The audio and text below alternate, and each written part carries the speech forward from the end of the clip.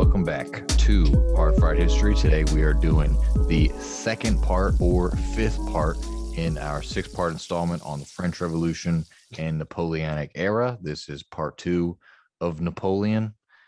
That's the How most the hell are you? How complicated. you guys doing? Yeah.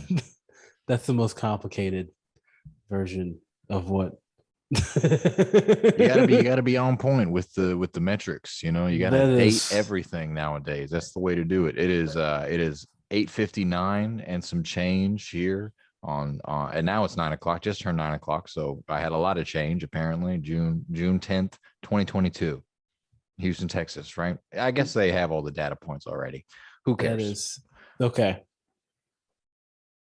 Here we go. All right. Okay. We're going to jump right in with Act 1, Part 2, Act 1, Catching His Breath.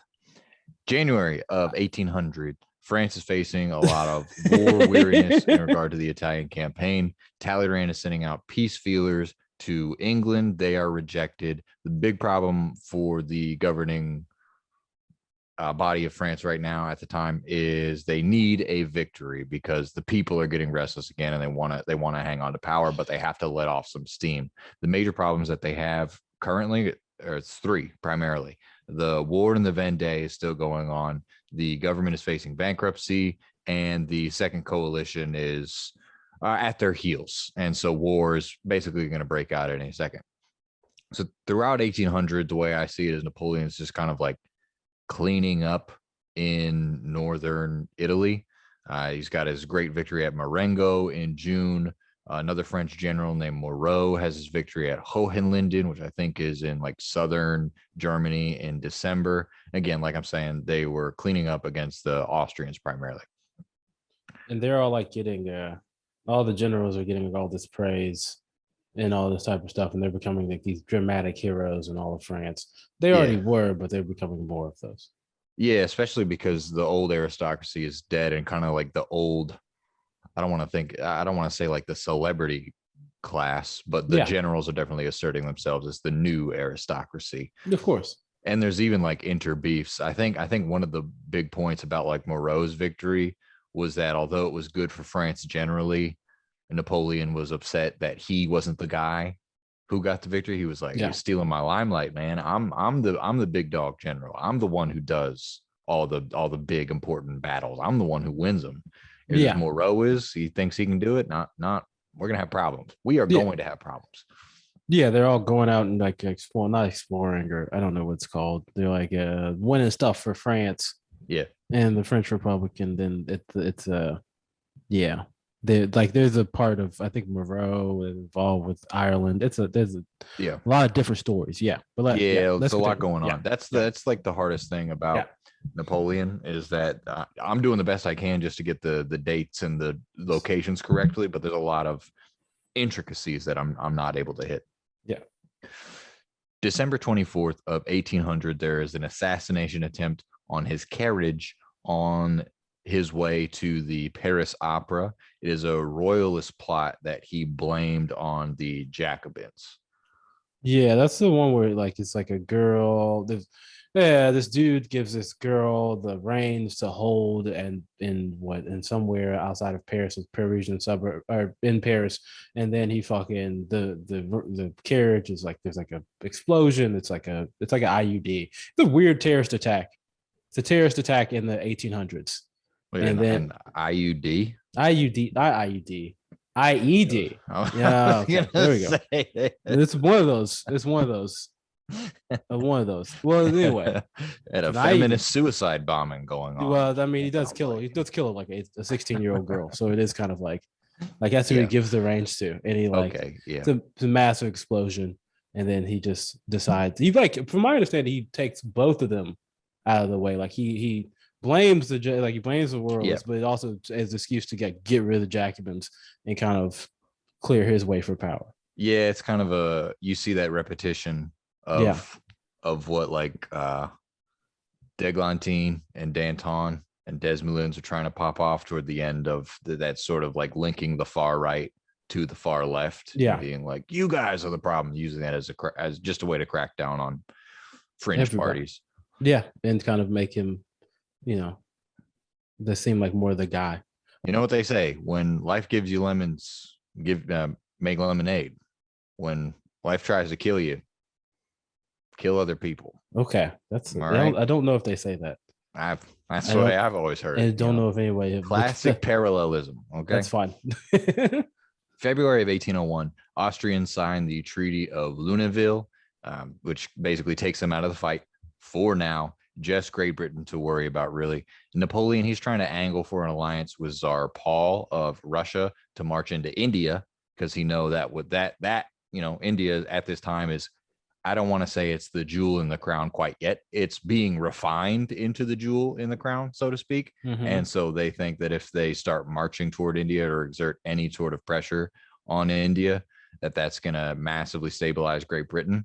And Tsar Paul is considering it, and is the French government, until Tsar Paul is assassinated by. There's like this internal cabal that emerges against Tsar Paul, but there was also I think one of the books said that he was being that cabal was being paid by British agents. So Mm-hmm. I don't know what their beef was with, or the Russia Great Britain fallout, why they would want to kill Tsar Paul, but it happens. Yeah. There's a separate treaty that happens. I don't have the name. Spain signs over 6 warships and the Louisiana Territory to Napoleon, and a lot of European nations are closing their ports to British trade in order to ice them out, what we would call like sanctions nowadays. I'm pretty, that's the modern equivalency. I don't know when the term comes into vogue, but we just call it a blockade then, I guess. Yeah. And then throughout the 1790s, we didn't mention in the last episode, but I want to bring it up here because it is relevant. You have Toussaint Louverture's rebellion in the 1790s in Haiti. Napoleon at first like cultivates him, since he was called the Black Napoleon. Toussaint Louverture was, but eventually they have a falling out. Toussaint stops taking Napoleon's advice. Great Britain and France clash on Haiti in 1801. The French forces are at 25,000 when they land in that year. But yellow fever epidemics basically cleave through their ranks, leave them with around 3,000 by the time they surrendered to the British in 1803. And that, I think that effectively ends French rule in Haiti in 1803, because they just kind of wash their hands of it. I mean, the Haitian Revolution, like going throughout the 1790s, at first it like being like a complete like slave rebellion, and then it like linking up with like kind of this Creole kind of class, which is Toussaint is a part of, it's a interesting and a long history, and like we don't have time to do it. Yeah. But I just, whenever people bring up Toussaint, I always go like, the Haitian like Haitian people, because there's like a big divide between like the actual like enslaved like Black African population and the like Creole port city Toussaint, like Black Napoleon, kind of Black Jacobin type of stuff, where they're like kind of, they always praise them, but they never talk about bookmen and like the actual people who like, but that's a whole different thing. But we don't have like proletariat, bourgeois, liberal divide.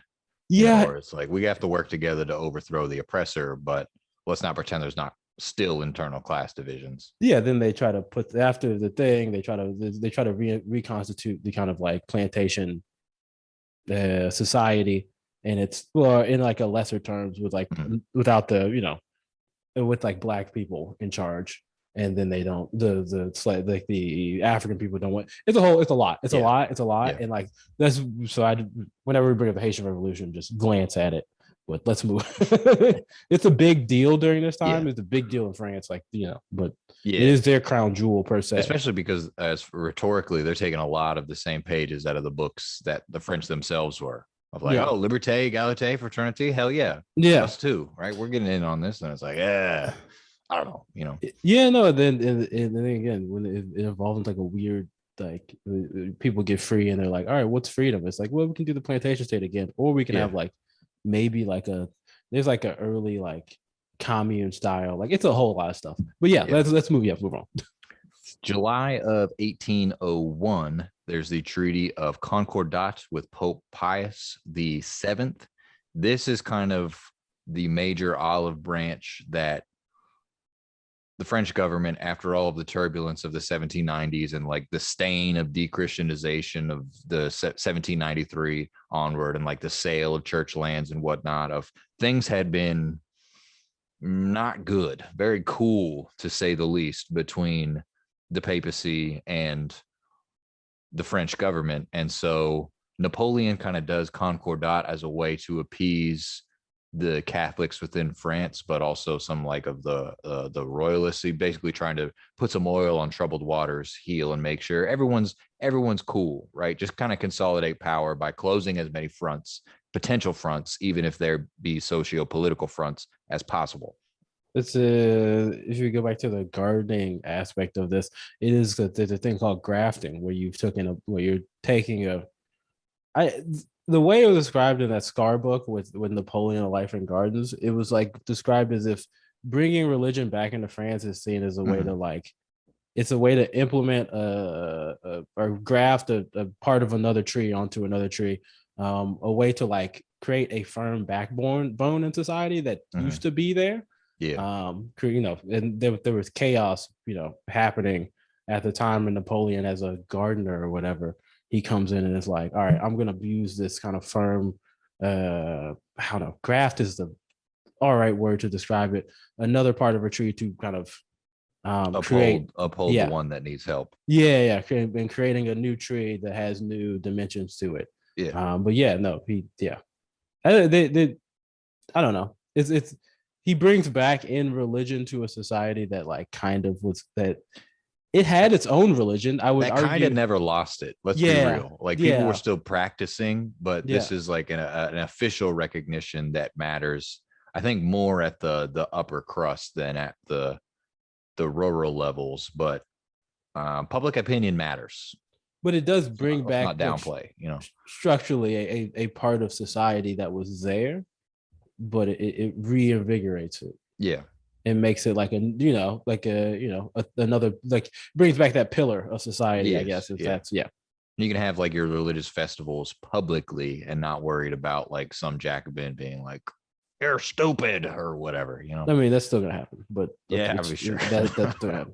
But they can't kill you for it anymore, which I guess is progress. Yeah.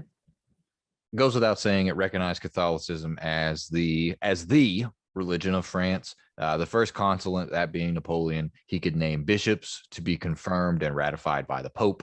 The French government and the Holy See would work together on the establishment of new dioceses. Upon an oath to the French government, bishops would then receive a state salaries, which is nice, and church lands taken from the revolution. That's like the bad thing for the papacy, is that all those church lands that were auctioned off by the revolutionary government, they're not going to be restored. Whoever bought them, it's going to stay in their hands. Yeah. And maybe Napoleon probably got some kickbacks for making sure that was not messed with. The money transfer has already been done. Yeah, for sure. You're going to retransfer the money?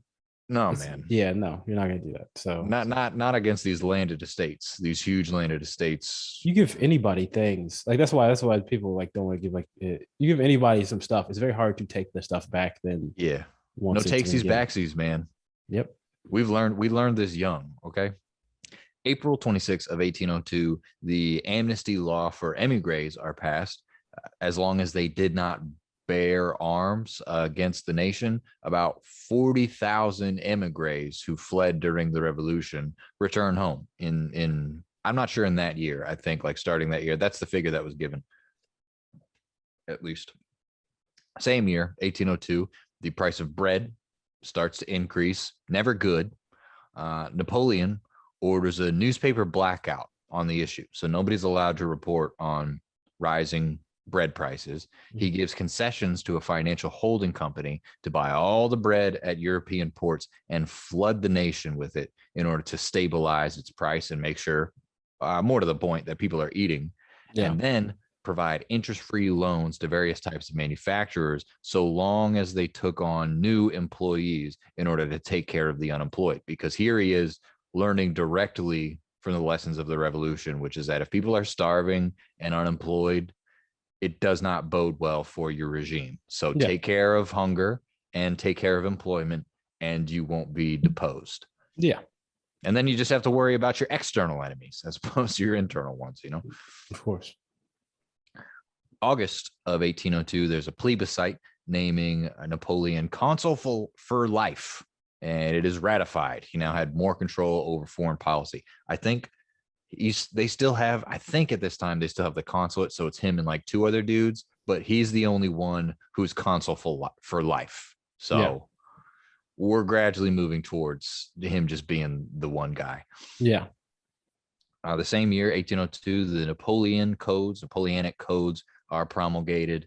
They are very in depth. They deserve just as much coverage as the Declaration of the Rights of Man and Citizens, which we also didn't really go that deep into. Napoleonic codes, they protect the right of property, obviously, because you're not shaking up the bag again. You're looking to settle things down.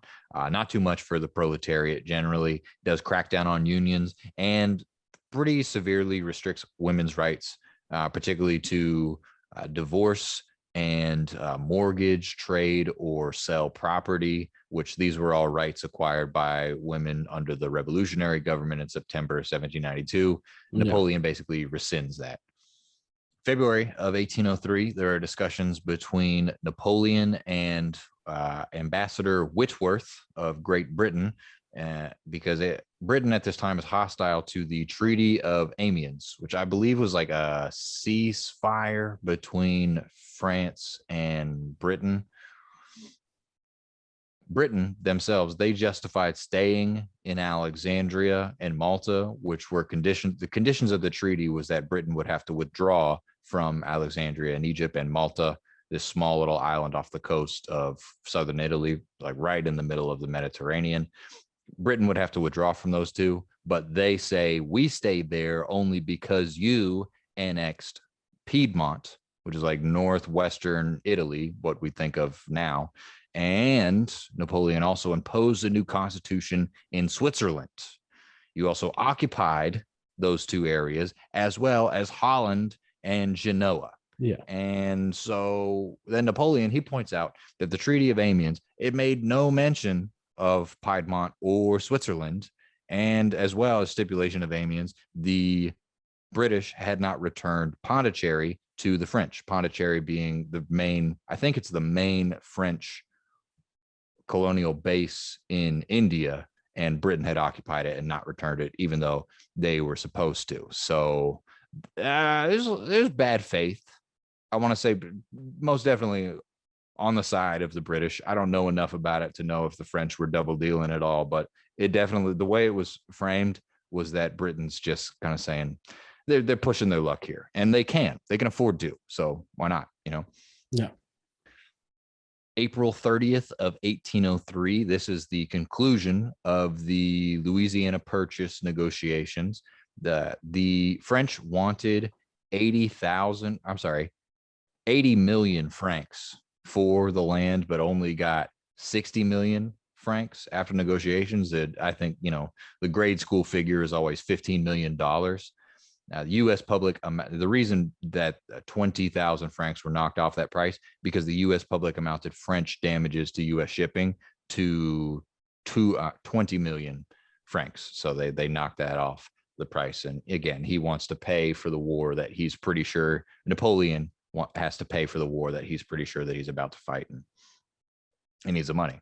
But also, obviously, a momentous decision in world history generally, because by giving such a large land concession to the US, he almost guarantees that in time it would be a world power if it could figure out its own stuff and sets manifest destiny in motion and all this stuff.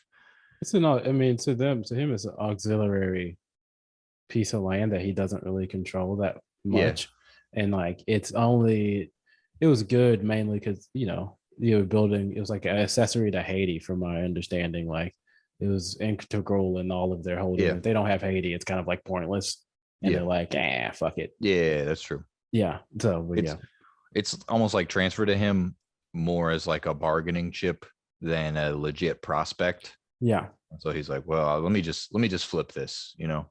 All they have is New Orleans there, and then other than that, they're like, we haven't really developed it.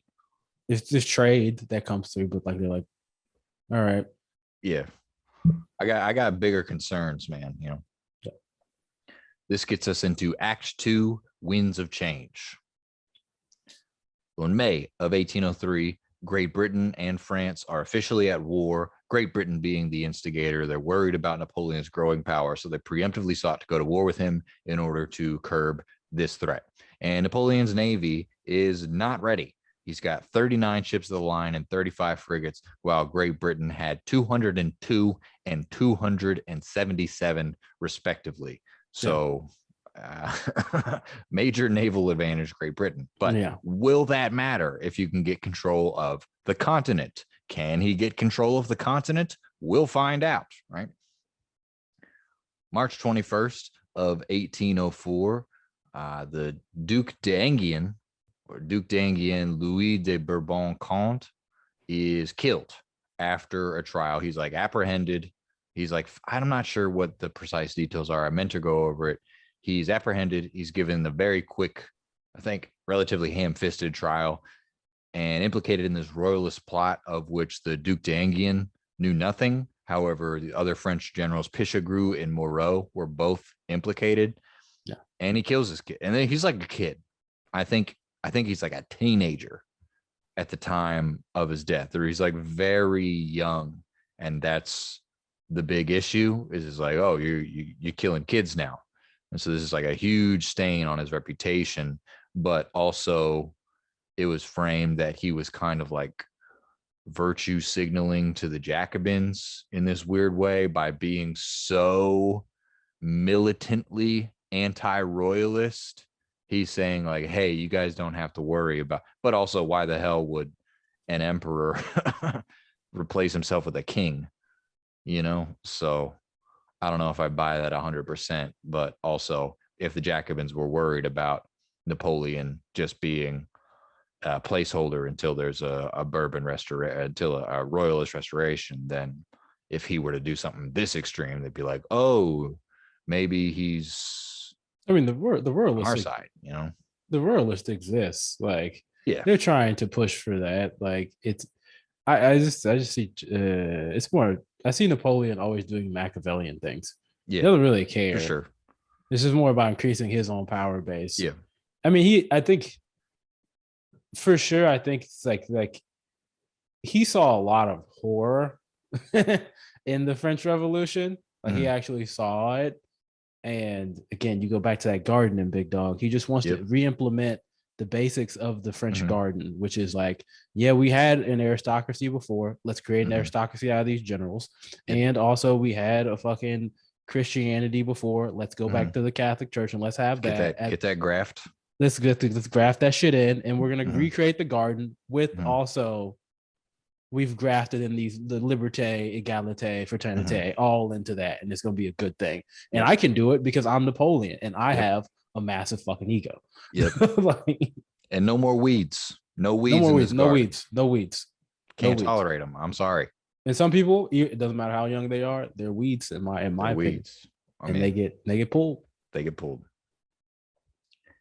May 3rd of 1804, Tribunate votes that Napoleon is named emperor, and he now had the ability to name his own successor. So we went 12 to 5 to 3 to 1. Finally, Emperor Napoleon on top, big dog status. No one else is fucking with him. Joseph, his younger brother Joseph, is named his immediate successor, followed by his other brother Louis. He eventually named Josephine the Empress. She's crowned on December 2nd, 1804, and by Pope Pius the 8th. It's messy with Josephine. Yeah, Josephine's. It's like part of the deal with Josephine is that with the church coming in is them talking about like, yo, I can divorce her, right? If like that's still being like kind of a thing that they're all right, because they know Josephine isn't gonna have kids, and they're like, and he needs a successor, to make this valid. So, and he's also like, but Pope Pius is like, you kind of know how we feel about divorce. We're not really, but he's. But I need an heir. We're gonna square this one away. Yeah, Yeah, we'll figure it out. We're getting yeah, thorny with it, but Napoleon's also like, "Are you really going to oppose me on this?" yeah. And both Basically, sides are kind of just like, "Ah, we'll talk about it later. We'll do it. We'll do this right now." But I don't know. I mean, and yeah, well, yeah, And Napoleon is keeping like several mistresses at yeah. this time. It should be mentioned, and I think they both are. I'm not so sure about Josephine. I know, like we mentioned last episode, her and Hippolyte Charles, Mm-hmm. and I don't know how many other. Uh, is a male mistress still a mistress? I Is don't, a male side piece still a miss? I No, don't, they have to a mister, I guess. I don't Right? know. That I don't know. would I be don't the know. equivalent. I don't know. All I know about Josephine is that like she when it's she's been dreading like the day when he like becomes the emperor. Yeah. Not because one, she sees that everybody around him is like pushing him to power, but Mhm. also she knows that but she knows that he needs a heir at this point, and then Yeah. this is the part of the Yeah. disintegration of their relationship. But he Really, loves her. he does love her. It But he is very loves her. it is very true. He does love her. Now, does he love her more than he wants to be emperor? No. And he loves himself. Yeah, no. I don't know. Nope. Not at all. Could he even? Yeah, he Not at clearly. all. We'll talk about it. Yeah, we'll get Yeah. there. The Pope is also present at Napoleon's coronation at Notre Dame. He also leveraged the Pope to name a new saint. It was a Roman martyr, also named Napoleon. And the feast day was on Napoleon's birthday, that being August 15th. Yeah. Big dog status. Just you're gonna name a new saint, Saint Napoleon. His feast day is on my birthday. I, Kill two birds with one stone right there. I imagine though that it's somewhat like the way that Houston has gives away days. Like everybody in Houston has a day. So I Yeah, just imagine the Pope was just like, yeah, man, you sure. can have we can name them. We can do that all the time, Big Dub. We do that all the time for everybody. You want to feel special? It's okay. We You do get a that. day. You get a day. You get a day. Everybody gets a day Well, here. the city of Houston is handing out days and saying it's your day. Like I've never seen How do I like get in on this? Can I have a day? just go down the courthouse. Like it's literally just go down the courthouse and Okay, you can get a cool. day. Like, Really? What? I can get a Henry Price yeah, you can make it a celebration day. day. Yeah. All right. Now, does it have to be like because my birthday is May 29th and I it's don't already now on Henry, Memorial Day? I don't know the So I'm specifics. I'm just thinking ahead. Like I wouldn't want to. I would either like preempt Memorial Day or I wouldn't try to eclipse it. I would try to like extend it to like hitch my star to Memorial Day. You know what I mean? Be Now, like, you want a 2 day celebration, right? You want 2 days off. You can have Henry Price Day and Memorial Day, as long as on Henry Price Day you you read a fucking book. You stupid son of a bitch. Huh? I feel like I have to now explain to you that if you get a day in Houston, it's still not like a federal holiday No. and nobody gets it off. It's just Well, hey man, what do you it's think? What do you think hashtags are for? Okay. you just get a plaque. That's all you get a plaque. You Damn just it. get like a All weird right. plaque. Yeah. Never mind. I was assuming other people would give a shit. I guess No, that was no, my mistake. no. Like people don't give a shit about Napoleon's birthday and the martyr saint of fucking nobody cares. It's the same shit. Like Everybody's just looking for a day off, man. When it comes down to it, this everybody's is at least it doesn't give you a day off. It's just so you can have a plaque that says this is my day. And that's cool, yeah. but like it's still, you know what? It's all right, it's a pet peeve. Okay. I don't know. December of 1804, Spain enters the war, I think, against Great Britain. They join the side of the French for now. The French ships are bottled up in Toulon, Brest, Ferrol, and Rochefort. And Napoleon wants his top admiral, Villeneuve, to break out of Toulon, which is in the southern France. He link up with the Spanish and then sail to Boulogne on the northern side of France to escort this invasion fleet to Great Britain, because that's another thing. They were planning an invasion of Great Britain. Yeah, it's a Great Britain, not Catholic.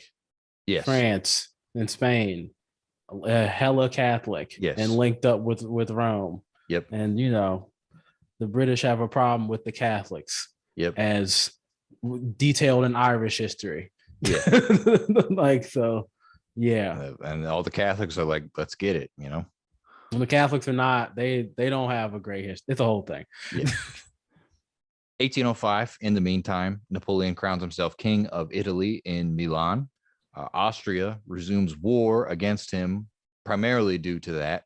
So they kick things back up again. Mhm. Villeneuve breaks the blockade and ends up in Cadiz, which is like southern Spain. It's a port on the south of Spain.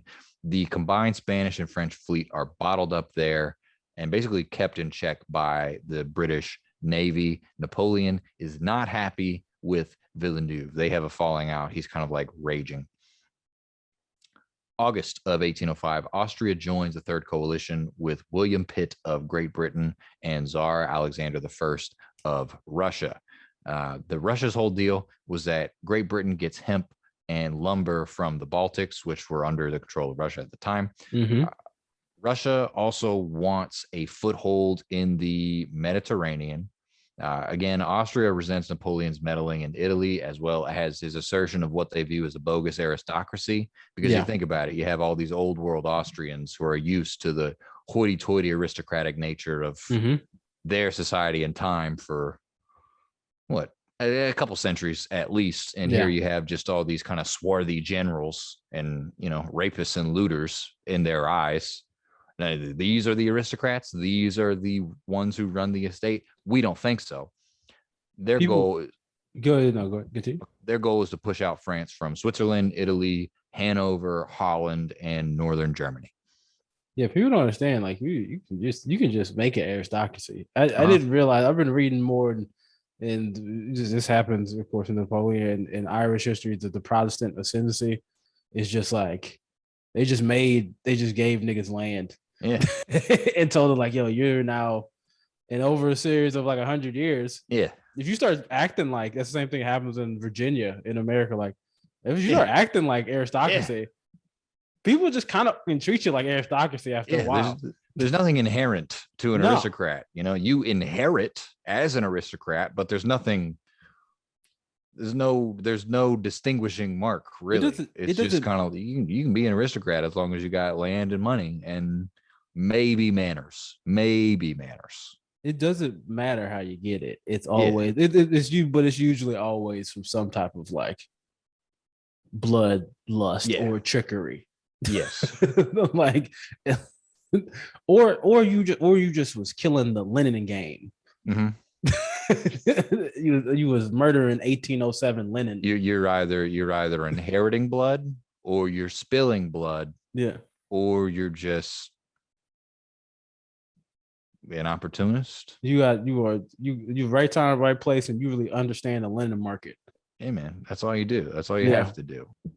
So on September 26th of 1805, Napoleon arrives at Strasbourg, basically on the modern French-German border now, to meet his grand army. It's 210,000 men to the Danube ASAP. He gets them there because he's having to fight. I think Austria is his first target in this new emerging coalition. Mm-hmm. So on October 21st of 1805, you have the Battle of Trafalgar, which is again like right near Gibraltar in southern Spain. Villeneuve engages the British Navy rather than be dismissed because Napoleon had sent papers ordering his resignation. And I think Villeneuve like knew they were coming, and it was just like, it would just rather roll the dice. I guess it was he really shat the bed. But also I kind of get it if you're just like, well, somebody fucked up. That's what I know. I'm not sure who. Somebody fucked up. It's weird when you read a lot of like older, like what am I saying? Older history. A lot of history in general. Generals are like when it becomes wartime, they're not like really like controllable figures. Yeah. They kind of do whatever the fuck they want to do, and then like there's sometimes a military kind of hierarchy to rein them in. With like France and stuff, like with what it seems like with Napoleon, is that there is no military hierarchy. It's just all kind of egos competing, and Napoleon's the biggest dick. in a Yeah. bunch, and yeah, that's kind of it. And they just yeah, you can send orders that way, Yeah. but if that nigga's gonna follow them, that's another question. Yeah, man, that's a whole nother thing. And you know, that's where especially older, because I don't know if you can make the same argument for like the United States, because you know, the Patton, fucking Pat, contrarian in me wanted me to be like, oh, well, isn't this the same thing? And it's like, no, I feel like there's some kind of new stability. Either we're removed from time from this kind of mindset, you know, like maybe in the older days, maybe in World War II, you saw some of this like big dick swinging generals just kind of free balling, doing whatever they felt like. But especially like early 19th century and way before, very decentralized. It's just like, I'm going to do what I think is best. And like maybe I lick the boot of the guy who's giving me orders if he does happen to have a bigger boot than I do. Or maybe I spit in his face. I do what I think is right. I take a risk. I engage the enemy. I capture their chief general. And all of a sudden, I've got the biggest dick on the schoolyard, you know? well, yeah. I mean, I would just argue it's that fucking hierarchy where they now it's communication. Now they can all be like the nigga can actually just call and be like, oh, that was Yeah, the, that's a good point. and That's a then very now good I point. see that your second in command sees you're Yeah. disobeying an order, and he'd be like, okay, well now I take, Yeah. and then You can now just get on a Zoom call with them and be like, hey, dude, what the fuck? you're I relieved told of you. you're relieved of command, like, and then Yeah. that's how, yeah, like, yeah, but nah, there's a bunch of egos, you know, Stormer, what is it, Stormer Norman Schwarzkopf? Like, Yeah. why do I know that nigga's name? Because he was storming, man. Because you know, that 6 day war that they fought, Mhm. that was storming that 2 week war in 1991. Never mind. All right. Trafalgar is a huge victory for Great Britain. The French and Spanish fleet, I think, for the most part, is like entirely wiped out. And Napoleon predictably does not take that news great as he's trying to fight Austria, because now he's having to basically compensate for Villeneuve's defeat. He's trying to corner the enemy in Vienna. The Austrian general Kutuzov doesn't fall for the tactics that he's using, or he's trying to like, yeah, he's trying to keep them in Vienna and then siege Vienna. Kutuzov doesn't fall for it. He bails. And so November 20th, 1805, Napoleon is in Brunn. We're talking like Western Czechia, I think. He's negotiating, stalling for time. He invaded West Germany and Prussia to quickly reach Vienna and then check the Austrians.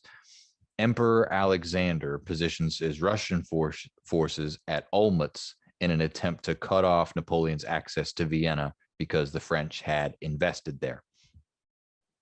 So on December 2nd, 1805, as a result of all that maneuvering, you have the Battle of Austerlitz. Napoleon, he wants to halt the Russian and Austrian retreat, so his supply and communication lines aren't stretched too thin. He doesn't want to chase them further east. He splits his army and positions it well. He like feigns weakness at some point. I'm not sure which battle it is. It might have been this one where he like there's like some hill that he allows the enemy to capture by like gradually luring them over, and then he has an investment of troops on the other side of that hill. So by the time the enemy takes the high ground and has what they perceive of as this advantage, he just rushes them in their entirety before they're able to set up and overwhelms them. It's 26,000 Austrian and Russian casualties to only about 9,000 French. So Austria sues for peace, and there's territorial concessions that are granted as a result, and he has neutralized this threat for now. This gets us into Act 3, the Hurricane. March 31st of 1806, Napoleon names his brother Joseph king of Naples by imperial decree. There are other dynastic marriages because he had, I think, like 11 brothers and sisters. He was like one of 11. And so he's got quote unquote royal stock to bargain with. He's got some bargaining, some pretty sweet bargaining chips that he's able to use to consolidate his hold over Europe. Yeah, it comes from a firm. It comes from a firm crop, a good harvest of children. Prolific. Prolific. Yep. The Confederation of the Rhine is created in Germany. They acknowledge Napoleon and the French and France specifically as its protector. They promised to raise 63,000 troops for him and station their army of 170,000 in South Germany, ready for mobilization where needed. Brief reminder that being in South Germany, if they're ready for mobilization, that would most likely be against the Austrians immediately. So it's this check against Austria. It's also the South Germany or South, if I'm correct on this, South Germany is the more conservative and I think the more like Catholic part of the region, from my understanding. I'm not sure.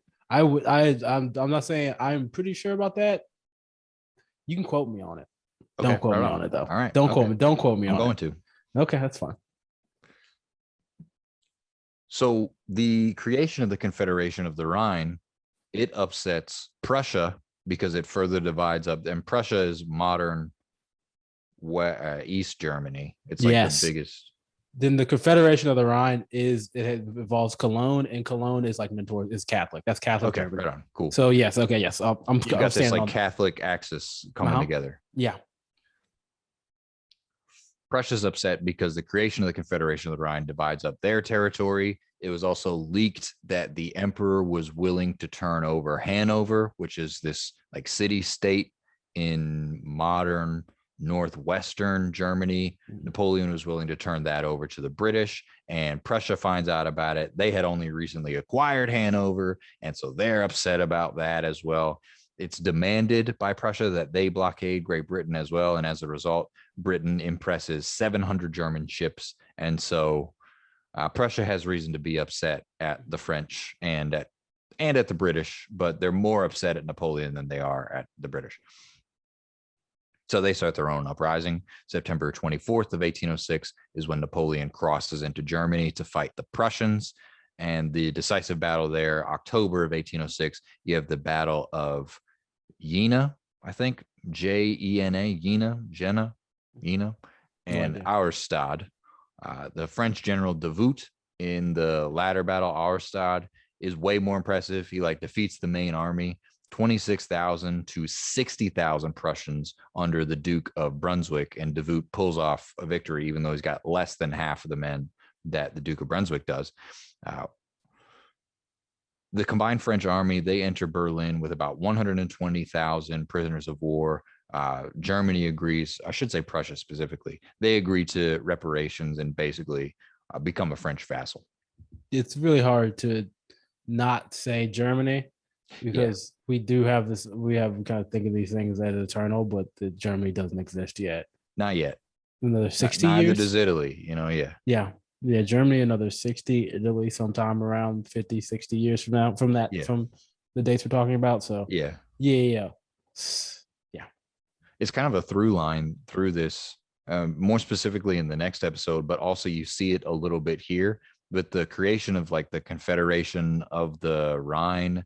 Mm-hmm. And I think with the Cisalpine Republic in Italy but particularly in the German case, I want to talk about, because a part of early German nationalism, even before the 1860s, is birthed in this time as a reaction to Napoleon. Yeah.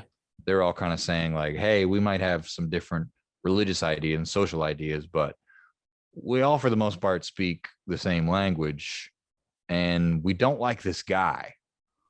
So let's figure out what else we have in common here. No, I think the Napoleon and Napoleonic Wars are responsible for a lot of the creation of modern Europe. Yes. I would say. I mean, pre World War II or World War, I don't know about that.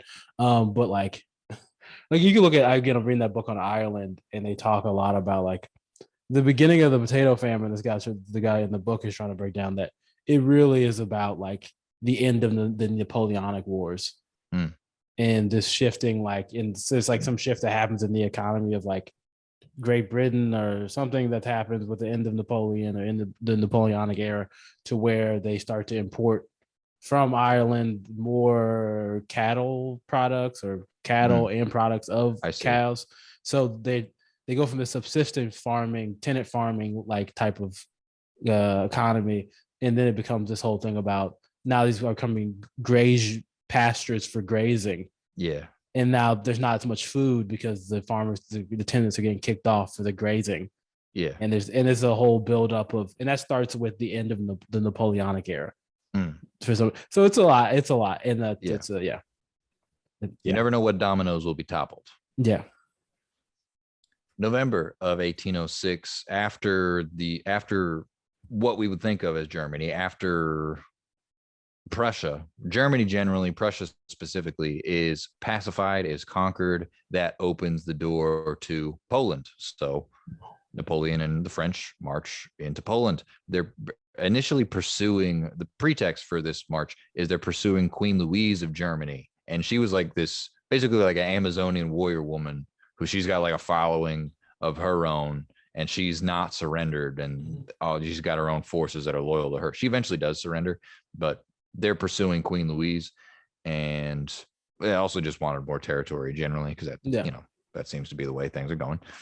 And he's like feigning toward Polish independence because they were long, basically ping ponged between the Prussians and the Russians, and they kind of want autonomy, understandably. Yeah, that's reasonable.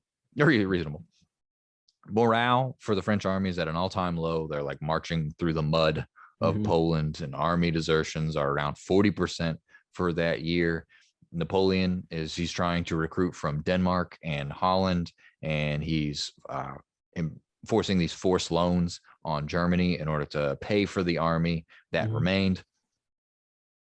February 7th of 1807, you have the Battle of Eylau, and it's framed as a French victory, but it was a rough one. The French just kind of barely scraped by. You got 25,000 dead to 15,000 Russians, because the Russians are still fighting. And that's another reason why he was marching into Poland, is to pursue the Russians. The Russians, under their general Bennigsen, they leave the field. And so that's why it's framed as a French victory. There's a big painting in the Louvre of Napoleon at Eylau, and it's again framed as he's this benevolent conqueror king who's like visiting the wounded and sick of the enemy. But it's pretty gnarly. I'll post it. Yeah, I mean, Polish independence, Polish nationalism is directly tied to Napoleon, because he's the first one to kind of, I don't know if he's the first, but he kind of champions their like a lot of things in Poland are like they like Napoleon, from my understanding. I don't know that much about it. Also, it's very weird to me after this, once Poland becomes a nation, then we're gonna have those pogroms in Poland. And I want to know what that's about.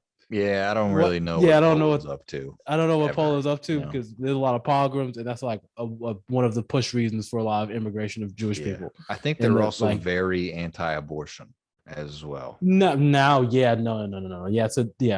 because it's Catholic, from my understanding, and that's probably also why.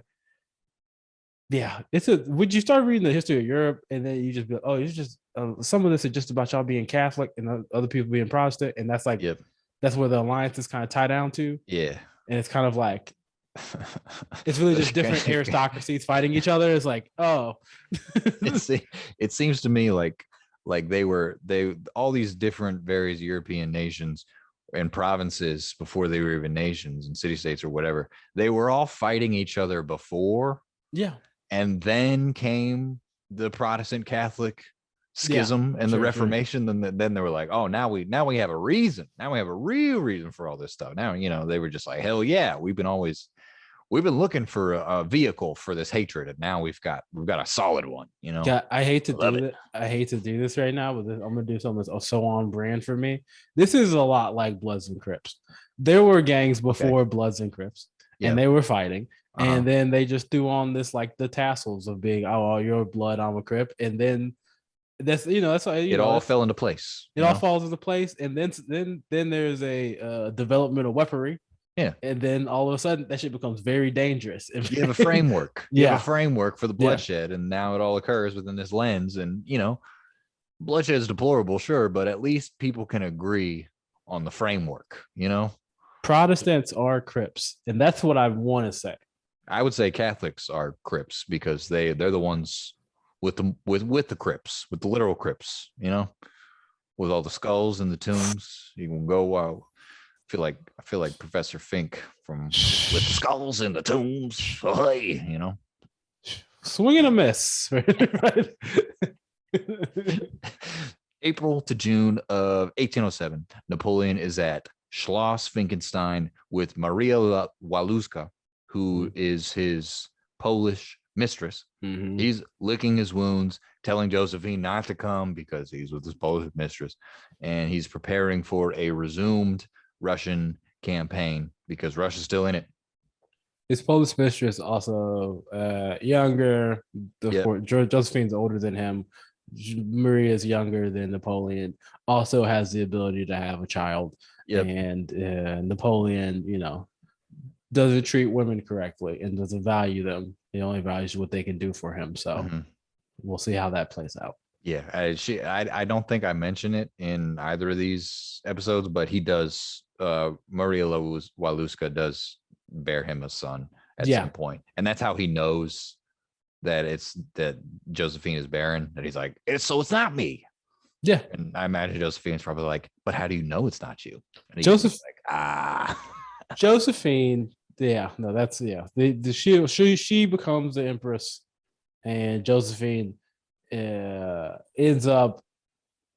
We'll probably get to it at some point later, but ends up, fairly well off. But oh yeah, very well off. Yeah. But he pays her like a little stipend, she gets it. This is recurring, but she still is writing a lot of love letters to this nigga and thinking about him, and he ain't. He does, but it's not. They're not together.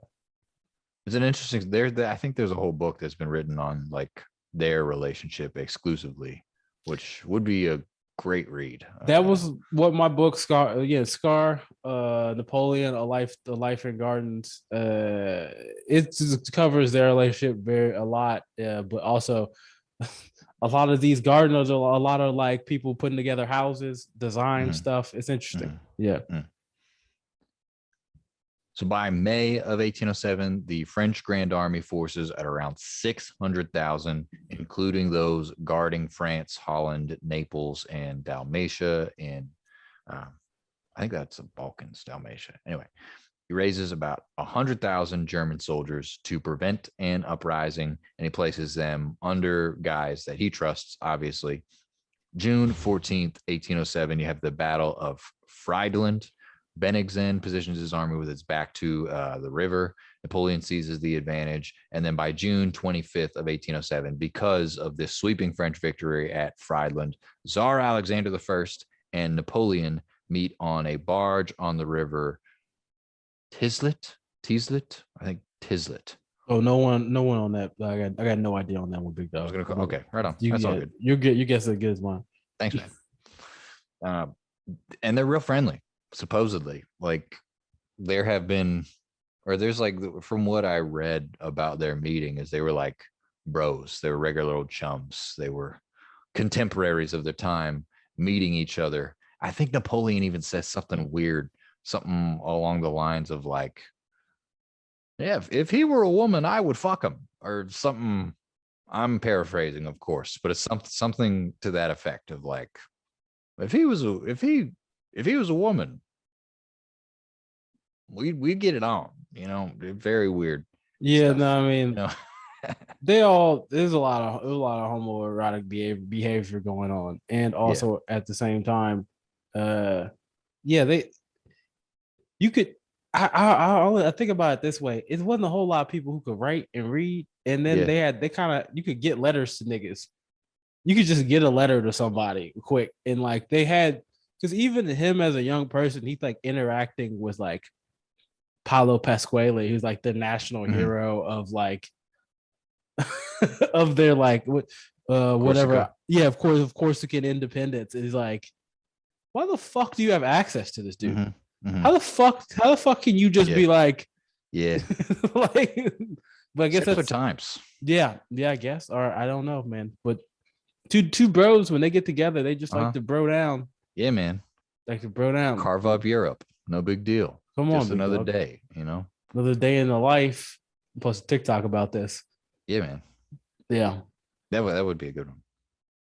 But they like see each other in each other. You know, they're both European rulers on top of their game. I mean, Tsar Alexander, he's got to be a little more bent of the knee, so to speak, because here he is Napoleon. You know, the big N, right? Well, yeah, Napoleon seen as this like weird self-made man. Yeah, because he is. He's, You know, I would argue he's a little bit. Dude is self-made, but I would argue a lot. It's a lot more of how you say uh the flukes of history. yeah, man. Just being in the right place at the right time, big dog. That's a lot Yep. of being self-made. It's just Yeah, being right there and like be all right, but I'll do it though. for sure. Like, For sure. It's like I don't know. Yeah, I think, or just with all the history that we've studied generally, mm-hmm. I get increasingly the sense that it's just like, oh, this is just like one big accident.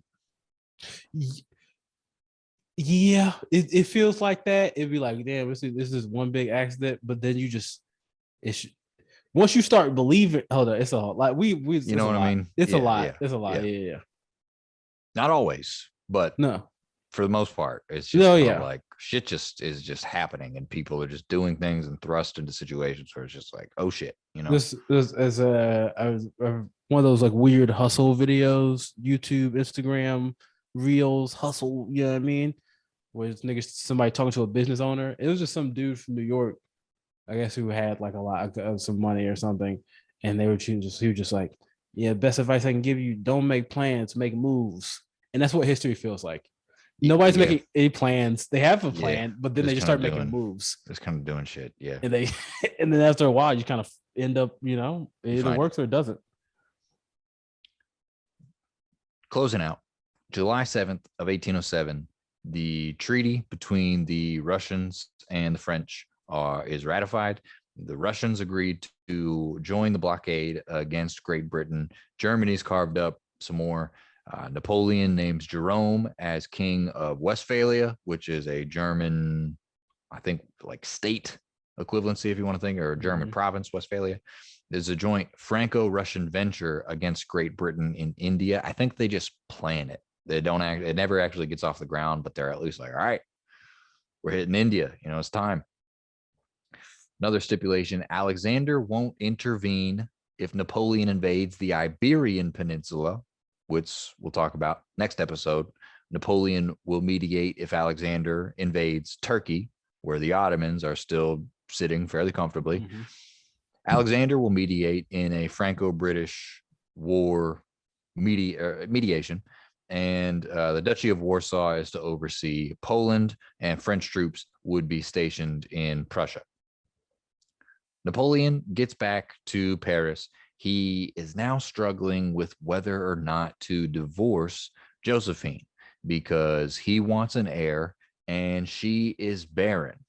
And there's all these talks that he's having with, I think, particularly with Talleyrand, but other advisors where they're saying that what would be best for his own hold on power, what would be best for France is if they had some kind of inter-European marriage, like another princess of some sort. Talleyrand, he's in with the Austrians and he's advocating for Napoleon to marry an Austrian princess because Talleyrand is being paid by the Austrian.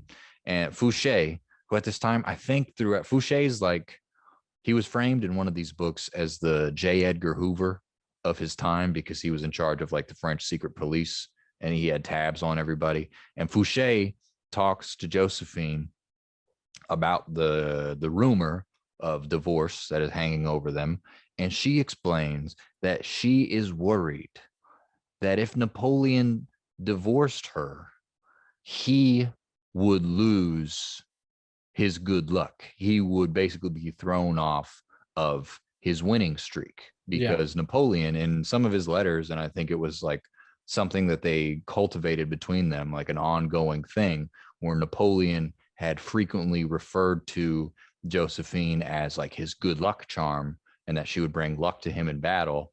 And Josephine herself kind of fed that narrative and they built a thing out of it. And Josephine saying to Fouché, if he divorces me, he's not going to do well in battle anymore. So we'll see what fate has in store for Napoleon if he does decide to divorce Josephine? Will it impact his ability to compete in the European theater, or is this all just one big silly superstitious remonstrance?